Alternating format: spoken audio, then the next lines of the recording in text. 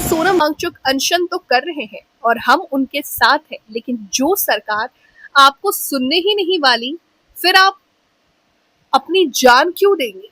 सिब्बल ने कहा कि अभी तो हमें कई और मुद्दों पर संघर्ष करना है, आपकी जरूरत है। कपिल सिब्बल ने कहा जनता उनके प्रति इस नजरिए से देखती है कि ऐसे ही लोग हिंदुस्तान में होने चाहिए जो अपनी जान कुर्बान करने के लिए तैयार है। हम लोगों को अभी तो बहुत लड़ाइयां इकट्ठा होकर लड़नी है।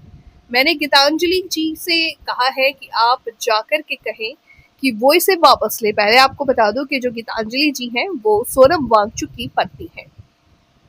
उन्होंने आगे कहा कि सोनम वांगचुक की भूख हड़ताल का आज 18वां दिन है।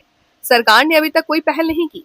उन्होंने यूपीए शासन की पुरानी बातों का जिक्र करते हुए कहा, मुझे याद है कि अन्ना हजारे का आंदोलन हुआ था तो उस वक्त जब उन्होंने अनशन किया तो सरकार बातचीत कर थी ना, क्योंकि सरकार जनता के लिए होती है, जनता की बात सुनने के लिए सरकार होती है।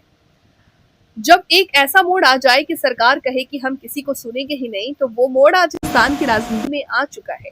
राज्यसभा सांसद कपिल सिब्बल ने तंज कसते हुए कहा, सरकार को इस बात की ज्यादा फिक्र है कि किस तरह से पार्टियों को तोड़ने की तरह किस तरह से दूसरी पार्टियों को सांसदों से तोड़े, किस तरह से लोकसभा राज्यसभा की बहुमत बढ़ाएं, किस तरह से 2/3 बहुमत हो जाए, किस तरह से संविधान बदल ले, किस तरह से चुनाव आयोग के माध्यम से वोटर्स के नाम काटे जाएं।